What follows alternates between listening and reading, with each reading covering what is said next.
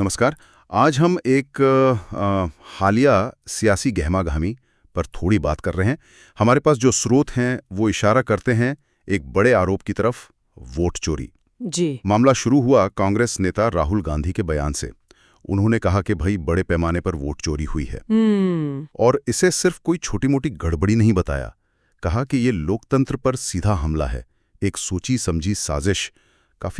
काफी गंभीर आरोप है ये। बिल्कुल, और जाहिर है इस पर प्रतिक्रिया भी उतनी ही तेज आई। हाँ, वो तो है। बीजेपी की तरफ से क्या कहा गया? देखिए, बीजेपी ने तो इन आरोपों को पूरी तरह से खारिज कर दिया है। स्रोत बताते हैं कि उनका सीधा कहना है कि ये चुनावी हार का डर है और ये बातें बस यूं ही फैलाई जा रही हैं बिना किसी आधार के। अच्छा। बल्कि उन्होंने तो उल्टा कांग्रेस पर ही आरोप लगा दिया कि वो खुद लोकतांत्रिक संस्थानों को कमजोर कर रहे हैं।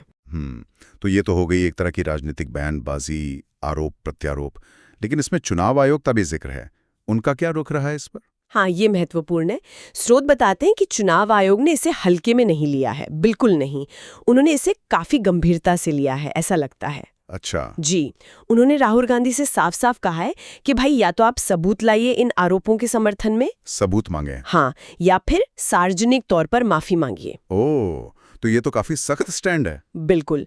आयोग की चिंता शायद ये है, और स्रोत भी यही इशारा करते हैं, कि बिना किसी ठोस सबूत के इतने बड़े आरोप लगाना, ये पूरी चुनावी प्रक्रिया की जो विश्वसनीयता है उस पर सवाल खड़े करता है। सही बात है। ये सिर्फ दो पार्टियों का मामला नहीं रह जाता फिर। जी हाँ, ये पूरी व्यवस्था से जुड़ जाता है। और आजकल कोई भी बहस सिर्फ जमीन तक तो सीमित रहती नहीं। सोशल मीडिया पर क्या चल रहा था इसको लेकर? हाँ, वो तो है। स्रोत बताते हैं कि सोशल मीडिया पर भी ये मुद्दा खूब छाया रहा। एक हैशटैग था, #वोट चोरी, वो ट्रेंड कर रहा था। और वहां पर राय एकदम बटी हुई थी।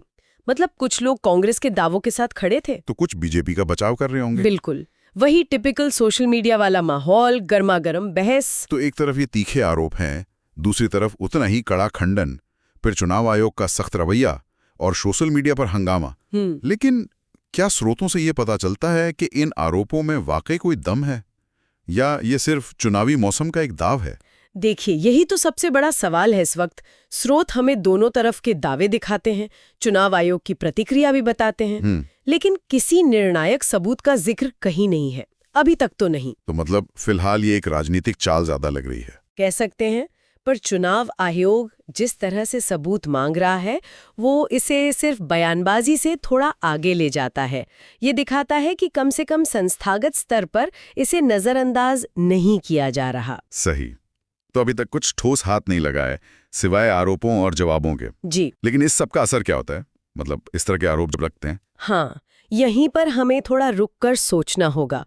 स्रोत हमें ये नहीं बताते कि चोरी हुई या नहीं, वो नतीजा नहीं देते, लेकिन वो हमें इस पूरी बहस के असर पर सोचने को मजबूर करते हैं। किस तरह के असर?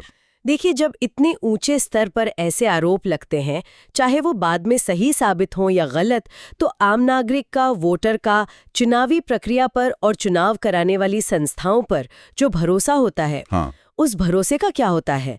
क्या इस तरह की बयानबाजी बिना ठोस सबूत के उस भरोसे को धीरे धीरे कमजोर नहीं करती?